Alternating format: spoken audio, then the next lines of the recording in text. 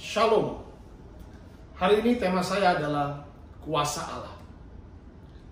Firman Tuhan dalam Kisah Rasul pasal 1 ayat 8. Tetapi kamu akan menerima kuasa kalau Roh Kudus turun ke atas kamu, dan kamu akan menjadi saksiku di Yerusalem dan di seluruh Yudea, Samaria, sampai ke ujung bumi.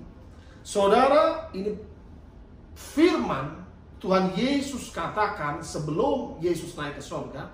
Tetapi kamu akan menerima kuasa, yaitu kuasa Allah, kalau Roh Kudus turun atasmu. Artinya apa, saudara? Tujuan utama pencurahan Roh Kudus adalah penerimaan kuasa Allah. Yang pertama, kuasa untuk menjadi saksi Tuhan. Menjadi saksi Tuhan perlu kuasa. Karena ketika kita menjadi saksi Tuhan, kita memenangkan jiwa-jiwa bagi kerajaan Allah. Ketika kita menjadi saksi Tuhan, iblis dikalahkan oleh kesaksian kita. Yesus Kristus ditinggikan, dimuliakan, diagungkan, disembah sebagai Tuhan dan Juru Selamat. Yang kedua, kuasa terjemahan dalam bahasa Yunani adalah dunamis atau dynamic power, kuasa dinamit.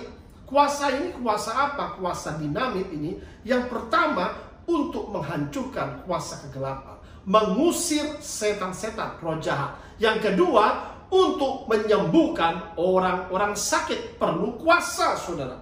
Ya, jadi penerimaan pencurahan Roh Kudus atau baptisan Roh Kudus, kamu akan menerima kuasa saat Roh Kudus turun atasmu. Ya, pertama menjadi saksi, kedua untuk kuasa mengalahkan kuasa kegelapan dan mengusir setan. Healing and deliverance ini penting karena dalam pelayanan Yesus Kristus dua kuasa ini digunakan. Hanya satu ayat saya berikan di dalam Kisah Para Rasul pasal 10 ayat 38. Yaitu tentang Yesus dari Nazaret, bagaimana Allah mengurapi dia dengan Roh Kudus dan kuat kuasa, dia yang berjalan berkeliling sambil berbuat baik dan menyembuhkan semua orang yang dikuasai iblis, sebab Allah menyertai dia.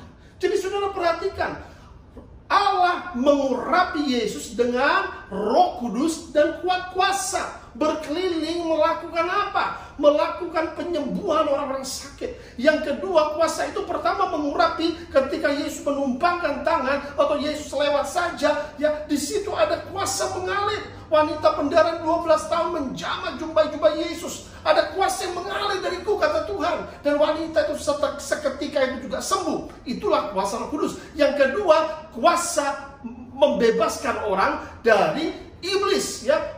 Dibebaskan dari roh-roh jahat, perlu kuasa Allah, perlu kuasa Roh Kudus. Jadi saudara, jelas sekali Roh Kudus turut bekerja dalam pemberitaan Injil untuk menyembuhkan orang sakit dan membebaskan orang-orang yang terikat. Dalam pemberitaan Injil perlu dua hal, healing and deliverance. Jadi kesembuhan ilahi dan pelepasan itu harus sebagai tanda Roh Kudus hadir dalam pelayanan. Poin ketiga, Roh Kudus memberikan kesaksian tentang kebenaran.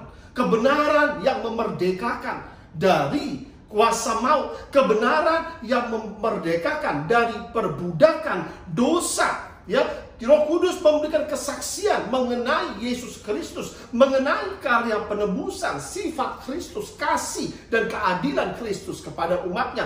Poin keempat, kuasa diberikan oleh Roh Kudus supaya kita menang terhadap apa? Tawaran dosa dan pencobaan iblis. Ya, Yesus dicoba iblis di padang gurun. Nah, Roh Kudus ini memberikan kita kuasa untuk menang terhadap tawaran dosa dan pencobaan iblis. Karena Roh Kudus menginsafkan kita akan dosa, kebenaran, dan penghakiman.